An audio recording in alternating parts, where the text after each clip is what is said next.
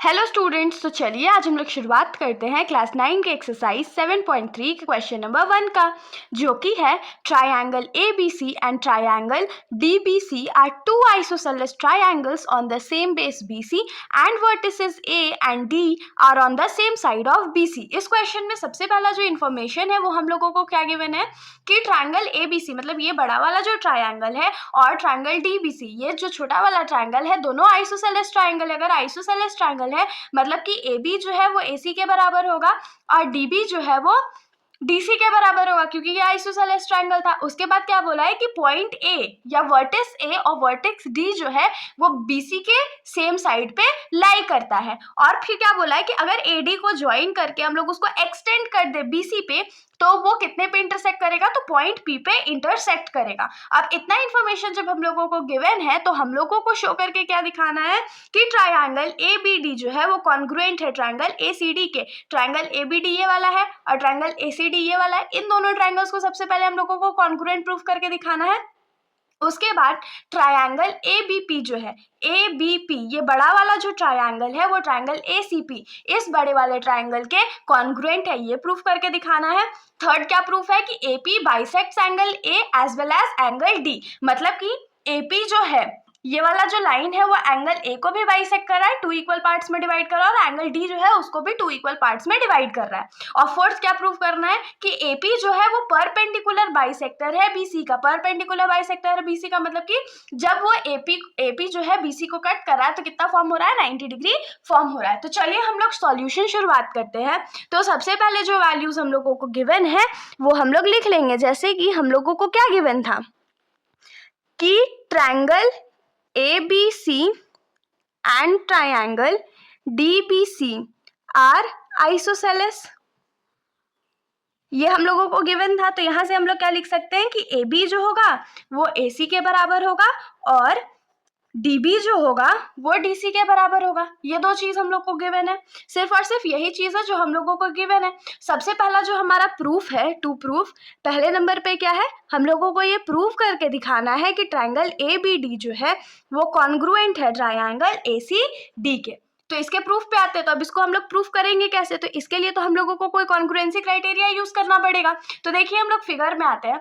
तो फिगर में triangle ABD कौन सा है, ये वाला ट्राइंगल है, और ACD ये वाला ट्राइंगल है। अब इन दोनों में हम लोग क्या कॉन्ग्रुएंट ला सकते हैं, कौन सा क्राइटेरिया यूज कर सकते हैं। तो देखिए AB जो है वो AC के बराबर है, उसके बाद BD जो है वो भी तो ABD ट्राइंगल का पार्ट है ना, तो BD जो है वो CD के बराबर हो जाएगा। दो साइड्स मिल गया, एक चीज और चाहिए। तो देखिए AD जो है वो इस ट्राइंगल में भी लाई करता है और इस ट्राइंगल में भी लाई करता है, मतलब कॉमन है। तो यहाँ पर से हम लोग कौन सा क्राइटेरिया यूज करेंगे, SSS, क्योंकि हम लोगों को तीन साइड्स जो है वो आपस में इक्वल मिल गया है। तो अब हम लोग सॉल्यूशन शुरू करते हैं। तो हम लोग यहाँ लिखेंगे in triangle ABD and triangle ACD। सबसे पहले क्या लिखेंगे कि AB जो है वो AC के बराबर है। हम लोगों को कैसे पता, तो ये हम लोगों को गिवन में था। उसके बाद क्या लिखेंगे कि DB जो है वो DC के बराबर है, ये हम लोगों को कैसे पता, तो ये भी हम लोगों को गिवन था। और एक क्या लिखेंगे कि AD जो है वो AD के बराबर है। क्यों, क्योंकि AD जो है दोनों ट्राइंगल में लाई करता है, और इसका रीजन क्या हो जाएगा, तो कॉमन। तो देयरफॉर बाय SSS कॉन्ग्रुएंस हम लोग क्या लिख सकते हैं कि ट्राइंगल ABD जो है वो कॉन्ग्रुएंट है ट्राइंगल ACD के।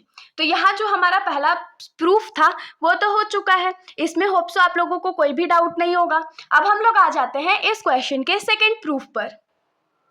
लेकिन इससे पहले कि हम लोग सेकंड वाले प्रूफ पे आए, हम लोग क्या करते हैं, इस फिगर में जब हमने इन दोनों ट्राइंगल्स को कॉन्ग्रुएंट प्रूफ किया तो हम लोगों को CPCT से क्या क्या इक्वल मिलेगा वो हम लोग लिख लेते हैं। जैसे कि सबसे इंपॉर्टेंट हम लोग को यहाँ क्या मिलेगा, ये वाला जो एंगल होगा वो इस वाले एंगल के बराबर होगा CPCT के थ्रू। तो हम लोग इसको लिख लेते हैं। और क्यों लिख रहे हैं, क्योंकि हम लोगों को आगे ये जो है वो बहुत काम आने वाला है। तो हम लोग यहाँ पर लिख लेंगे कि इम्प्लाइज दैट एंगल BAD जो होगा वो किसके बराबर होगा, तो एंगल CAD के। और क्यों बराबर होगा, तो CPCT के थ्रू बराबर होगा। और इसको अज्यूम कर लेते हैं इक्वेशन नंबर 1। होप सो आप लोगों को यहाँ पर कोई भी दिक्कत नहीं होगा। अब हम लोग आ जाते हैं इस क्वेश्चन के सेकंड प्रूफ पर। तो इस क्वेश्चन का जो सेकेंड प्रूफ है उसमें हम लोगों को क्या प्रूफ करना है कि ट्रायंगल एबीपी मतलब ये जो बड़ा वाला ट्रायंगल है वो किसके कॉन्ग्रुएंट है, तो ट्रायंगल एसीपी के, मतलब इस बड़े वाले ट्रायंगल के कॉन्ग्रुएंट है। अब इसको कॉन्ग्रुएंट हम लोग कैसे प्रूफ करेंगे, तो ये तो और भी सिंपल है। कैसे, तो देखिए एबी जो है वो एसी के बराबर है, ये हम लोगों को पता था। उसके बाद एपी जो है दोनों ट्रायंगल्स में लाई करता है, तो ये कॉमन हो जाएगा। और एक चीज अभी हमने पिछले क्वेश्चन में सीपीसीटी से क्या लिखा था कि ये एंगल जो है वो इस एंगल के बराबर है, तो इसमें हम लोग कौन सा प्रॉपर्टी यूज कर सकते हैं, एस प्रॉपर्टी का यूज करके इन दोनों ट्रायंगल्स को हम लोग बहुत आसानी से कॉन्ग्रुएंट प्रूफ कर सकते हैं। तो चलिए हम लोग लिखते हैं। तो इसका प्रूफ क्या लिखेंगे कि in triangle ABP and triangle ACP, सबसे पहले क्या लिखेंगे कि ए बी साइड जो है वो ए सी के बराबर है। और हम लोगों को कैसे पता, तो हम लोगों को क्वेश्चन में गिवन था कि ट्रायंगल एबीसी जो है वो आइसोसेलेस ट्रायंगल है। उसके बाद हम लोग क्या लिखेंगे कि एंगल बी ए डी जो है वो किसके बराबर है, तो एंगल सी ए डी के बराबर है। और हम लोगों को कैसे पता, तो फ्रॉम इक्वेशन नंबर 1। और उसके बाद हम लोग एक चीज और क्या लिखेंगे कि AP जो है वो AP के बराबर है। क्यों, क्योंकि ये दोनों ट्रायंगल्स में लाई करता है, तो ये हमारा कॉमन हो गया। तो देयरफॉर कौन सा प्रॉपर्टी हमने यूज किया, देयरफॉर बाय SAS कॉन्ग्रुएंस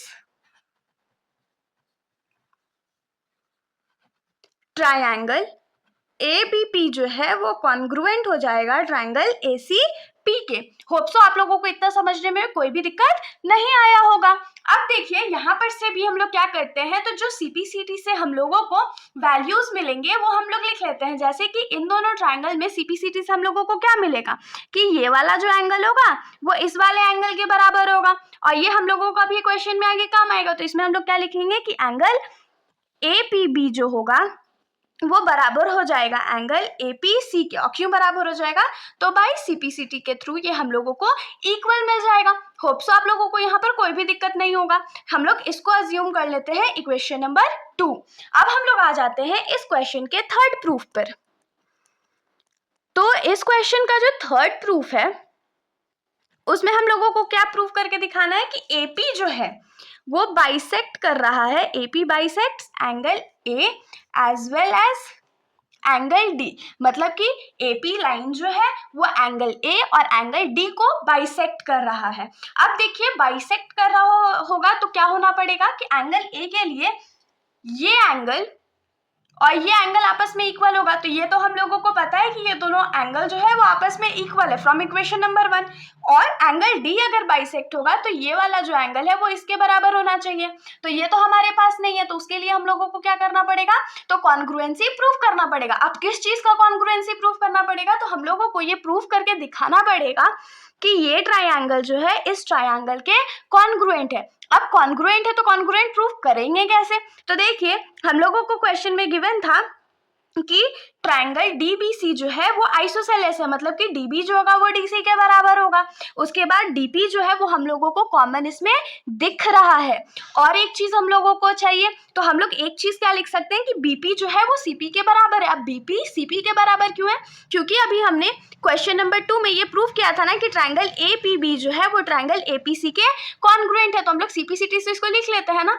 तो यहाँ पर हम लोग इसको थोड़ा सा मेंशन कर लेते हैं सीपीसीटी से। एक चीज और क्या कि BP साइड जो है वो CP के बराबर, और इसका रीजन भी क्या हो जाएगा, सीपीसीटी हो जाएगा। इसमें तो आप लोगों को कोई दिक्कत नहीं होगा। तो चलिए अब हम लोग लिख लेते हैं। तो सबसे पहले हम लोग क्या लिखेंगे प्रूफ में कि in triangle DPB and triangle DPC, इन दोनों ट्रायंगल में सबसे पहले हम लोगों को क्या पता है कि DB जो है वो DC के बराबर है। ये हम लोगों को कैसे पता, तो ये हम लोगों को क्वेश्चन में गिवन था। उसके बाद DP साइड जो है वो DP के बराबर है। क्यों, क्योंकि ये दोनों ट्रायंगल्स में कॉमन है। और एक चीज क्या लिखेंगे कि BP जो है वो PC के बराबर है। ये हम लोग कैसे लिखेंगे, तो प्रूफ्ड अबव लिख सकते हैं। तो यहाँ पर हम लोग कौन सा प्रॉपर्टी यूज किया, SSS प्रॉपर्टी का यूज किया ना। तो क्या लिखेंगे कि therefore by SSS congruence triangle DPB जो है वो कॉन्ग्रुएंट है ट्रायंगल DPC के। इतना में तो कोई कंफ्यूजन नहीं है। लेकिन हम लोग को किस चीज का काम था, हम लोगों को तो इन दोनों एंगल्स को इक्वल प्रूफ करना था। तो अब हम लोग सीपीसीटी से लिख सकते हैं ना कि एंगल BDP जो होगा वो एंगल CDP के बराबर होगा। तो यहाँ पर हम लोग क्या लिखेंगे कि एंगल BDP जो है वो इक्वल है किसके, तो एंगल CDP के। और क्यों इक्वल है, तो CPCT के थ्रू। अब देखिए इसको हम लोग मान लेते हैं टू बी इक्वेशन नंबर 3। अब हम लोग क्या करेंगे, हम लोग लिखेंगे कि फ्रॉम इक्वेशन 1 में हम लोगों को क्या मिला था कि एंगल ABD जो है वो एंगल CAD के बराबर है। तो यहाँ से हम लोग इम्प्लाइज दैट देके क्या लिख सकते हैं कि AP बाइसेक्ट्स एंगल A, क्योंकि दो एंगल कब इक्वल होता है, जब उसको बाइसेक्ट किया जा रहा है तब। तो यहाँ पर हम लोग को ये क्या मिल गया कि AP जो है वो एंगल A को बाइसेक्ट कर रहा है। अब हम लोग क्या लिखेंगे कि फ्रॉम इक्वेशन 3 से हम लोग को क्या मिलेगा कि एंगल BDP जो है वो इक्वल है किसके, तो एंगल CDP के। और यहाँ से हम लोग क्या लिख सकते हैं कि AP बाइसेक्ट्स एंगल D। तो यहाँ पर से हम लोग फाइनली क्या लिखेंगे कि therefore we can say that AP bisects angle A as well as angle D। तो यहाँ से हमने प्रूव कर दिया ना कि AP लाइन जो है वो एंगल A और एंगल D को साथ में बाइसेक्ट कर रहा है।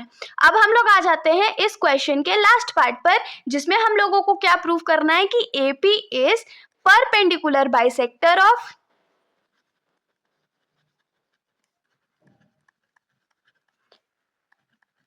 BC। हम लोगों को क्या प्रूव करना है कि AP जो है वो परपेंडिकुलर बाइसेक्टर है BC का।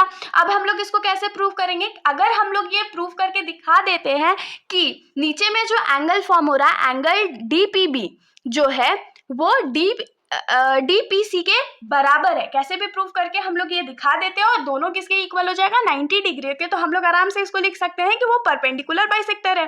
तो आप लोग उसको फिगर से भी मैच कर सकते हो। तो देखिए हमने अभी क्या प्रूव करा था, क्वेश्चन नंबर 2 का जो प्रूफ था उसमें हमने क्या प्रूव करा था कि एंगल APB जो है वो एंगल APC के बराबर है। तो हम लोग यहाँ क्या लिखेंगे कि फ्रॉम इक्वेशन 2 में हमने क्या लिखा था कि एंगल APB जो है वो एंगल APC के बराबर है, ये लिखा था ना। एक बार हम लोग फिगर पे भी ध्यान दे देते हैं। देखिए हमने प्रूफ करा था ना इक्वेशन नंबर 2 में कि एंगल APB ये वाला जो एंगल है वो एंगल APC के बराबर है। लेकिन हम लोग फिगर से क्या देख सकते हैं कि ये दोनों एंगल जो है वो लीनियर पेयर फॉर्म करता है। और हम लोग जानते हैं जब कोई भी एंगल लीनियर पेयर फॉर्म करता है तो उसका सम कितने डिग्री के बराबर होता है, तो 180 डिग्री के बराबर होता है। तो हम लोग क्या लिखेंगे कि but angle APB plus angle APC कितने डिग्री के बराबर होगा, तो 180 डिग्री के बराबर होगा। और क्यों होगा, क्योंकि दोनों लीनियर पेयर में है। तो यहाँ से हम लोगों को क्या लाना है, कोई भी एक एंगल 90 डिग्री ले आएंगे तो ऑटोमेटिक क्या हो जाएगा, दूसरा वाला जो एंगल होगा वो 90 डिग्री के बराबर हो जाएगा। तो हम लोग यहाँ अज्यूम कर लेते हैं कि angle APB plus angle APB ही है। APB क्यों है, क्योंकि ये दोनों एंगल जो था वो आपस में इक्वल है। तो अगर उसको साथ में हम लोग लिख देंगे तो कोई फर्क नहीं पड़ेगा। तो इज इक्वल्स टू क्या हो जाएगा, 180 डिग्री। और इसमें रीजन क्यों लिखेंगे, क्या लिखेंगे कि सिंस एंगल APB जो है वो एंगल APC के बराबर है। तो APB प्लस APB क्या हो जाएगा, तो 2 एंगल APB हो जाएगा। और ये दोनों किसके बराबर हो जाएगा, तो 180 डिग्री के बराबर हो जाएगा। तो 2 जो लेफ्ट साइड में मल्टीप्लाई में है उसको अगर राइट साइड भेजेंगे तो वो क्या हो जाएगा, डिवाइड में चला जाएगा। तो 180 डिग्री डिवाइडेड बाय 2 हो जाएगा। और 2 से डिवाइड करेंगे तो ये क्या आ जाएगा, 90 डिग्री। तो देयरफॉर हम लोग क्या लिख सकते हैं कि एंगल APB जो होगा वो एंगल APC के बराबर होगा। और वो दोनों किसके बराबर होंगे, तो 90 डिग्री के बराबर होगा। तो हम लोग क्या लिखेंगे कि hence AP is a perpendicular bisector of BC। ये हमारा आंसर हो गया। तो इसके साथ हमारा ये जो सॉल्यूशन है यहीं पर खत्म हो जाता है। अगर आप लोगों को कोई भी डाउट हो तो आप लोग कमेंट सेक्शन में पूछ सकते हो, वरना अगर आप लोगों को वीडियो अच्छी लगी तो वीडियो को लाइक करिएगा और मेरे चैनल को बिना सब्सक्राइब करे कहीं मत जाइएगा। Thank you.